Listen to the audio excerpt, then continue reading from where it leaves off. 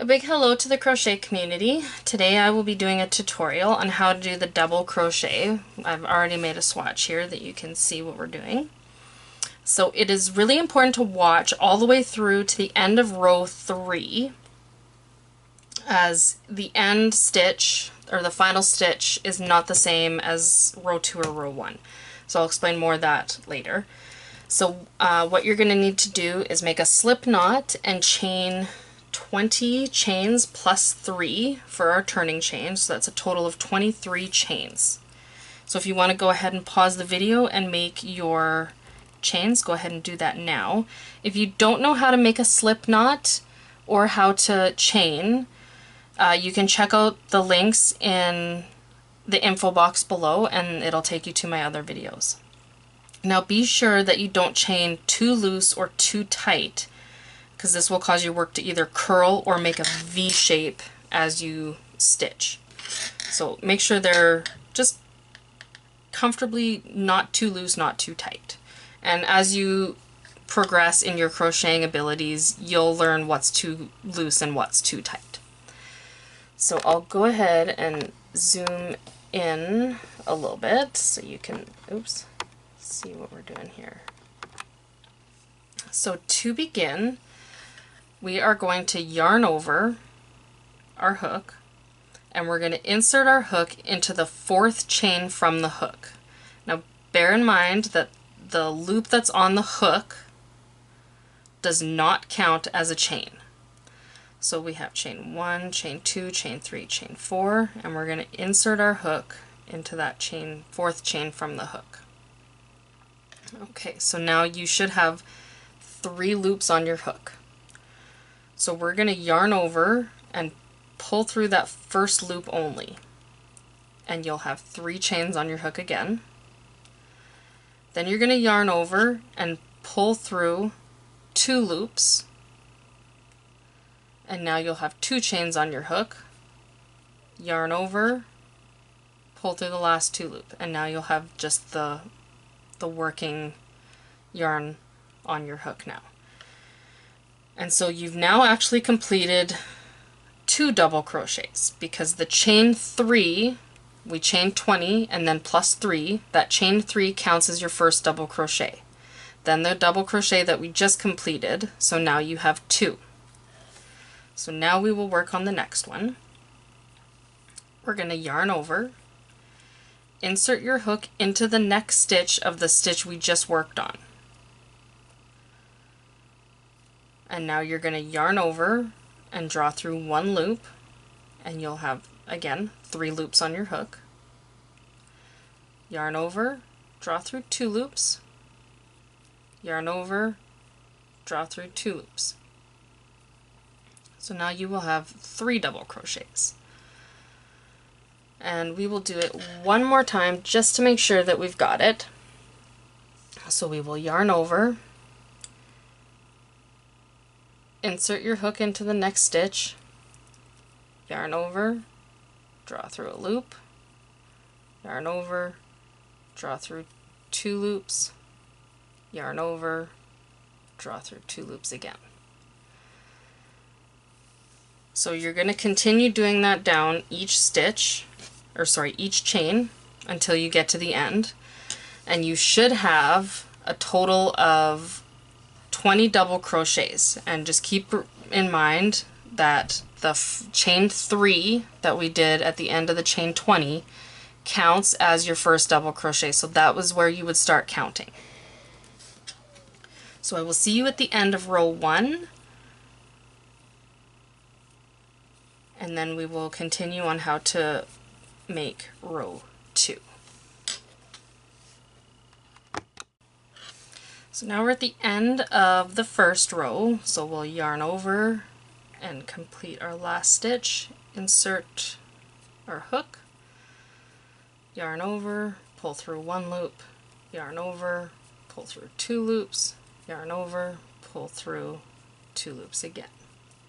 And so now we have completed our first row of double crochets. So before we start the second row, you're going to have to chain 3 to make the first double crochet of the next row. Now you can either chain 3 and then turn your work, or you can turn your work and then chain 3. It doesn't really matter. It'll usually tell you in the pattern, but I've done it both ways and I've never had an issue with doing it either way. The way I typically do it is I chain 3 and then I turn my work. And the only reason I do that is I find that the chains are a little bit more consistent than if I turn and then chain. So I've chained my 3 and now I'm going to turn my work. Okay, so this chain 3 counts as the first double crochet of the second row. So we're going to skip the first stitch of the first row and double crochet into the second stitch. Now, how you can tell it's the second stitch is count the V's from the hook. So I'm just going to pull the hook out a little bit and use that to show you. So we have 1 V, 2 V's, 3 V's. Those are our 3 chains to make the first double crochet. Then we have the 4th V, which is the first stitch of the first row. And then we have the 5th V, which is the second stitch of the first row. And we're going to crochet, double crochet into this 5th stitch. So I'll just insert my hook again, tighten that up. So we are going to yarn over and insert our hook into that stitch, and you're going to make sure you go through both the front and the back loop of the V. And then we just continue as we did before, yarn over, pull through 1 loop, yarn over, pull through 2 loops, yarn over, pull through 2 loops. And now you have started your second row. And we'll do that again. Yarn over, insert your hook into the next stitch, yarn over, pull through a loop, 3 loops on the hook. Yarn over, pull through 2 loops, 2 loops on the hook, yarn over, pull through those 2 loops again, and you're completed that next stitch. So we are going to go and continue. We've got 3 stitches, so we will do another 17 stitches so that we have 20 stitches across.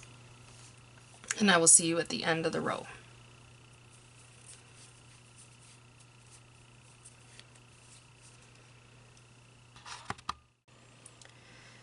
So we are at the end of row 2, so we are going to yarn over, insert our hook into the last V, yarn over, pull through a loop, yarn over, pull through 2 loops, yarn over, pull through 2 loops. And we've completed our second row. Now the end of row 3 is going to be a little bit different than the end of row 2, because at the end of row 3 we're going to be inserting our hook into the top of the chain 3. And so you'll just have to be really mindful of counting your stitches in order to get this correct. And don't worry, you can always go back and count your stitches. It's not hard to count stitches. So I'm going to meet you at the end of row 3. So to begin row 3, you do the exact same as row 2. You chain 3, and then you insert into the second stitch. So I will just do that with you. So yarn over, chain 1, yarn over, pull through a loop, that's chain 2, yarn over, pull through a loop, that's chain 3. And we'll turn our work, yarn over, and we will insert our hook into the 5th V. So 1, 2, 3, 4, 5. Yarn over, pull up a loop, 3 loops on the hook. Yarn over, pull through 2 loops, yarn over, pull through 2 loops. Okay, now I will meet you at the end of row 3, right here, and we will talk about how we go through the top chain of our previous row's turning chain. So we're at the end of row 3. I've done 18 stitches. So I'm going to do the 19th stitch into the last V of the row, yarn over, draw through a loop, 3 loops on the hook, yarn over, draw through 2 loops, yarn over, draw through 2 loops. Now there's 2 ways we can end the third and each row after. You can yarn over and insert your hook right into the chain 3 space, yarn over, pull up a loop, yarn over, pull through 2 loops, yarn over, pull through 2 loops. That's one way you can end it. That's not the correct way, but that's how I did it when I first started learning. And the reason why I did that is because I had a hard time inserting my hook into the top of the chain 3 of the previous row. So I'm going to pull that stitch out and show you the correct way. So we're going to yarn over and insert our hook into the back V of the top of the chain 3 from the previous row. And it's a little bit hard to see, but when you're looking at your work, you'll know exactly what I'm talking about. So we're going to insert that hook, and it might be a little tight. That's why you need to be mindful of making your chains not too tight. So I've inserted the hook. There's 3 loops on my hook. Yarn over, pull through 1 loop, yarn over, pull through 2 loops, yarn over, pull through 2 loops. And there you have your last chain. And so here is our swatch so far.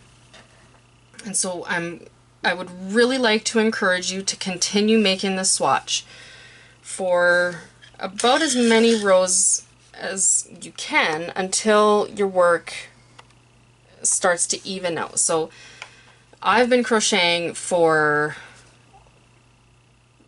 probably 25 years now. And so I've got tips and techniques, and this is why I've done this channel. So if your work doesn't look straight like this piece does, don't fret, just keep practicing. So your watch should look something like this. It's a little bit more flowy and flexible than the single crochet, but it's a great stitch for an easy toddler blanket or even a full Afghan. So if you like this video, and if it helped you, don't forget to like and subscribe.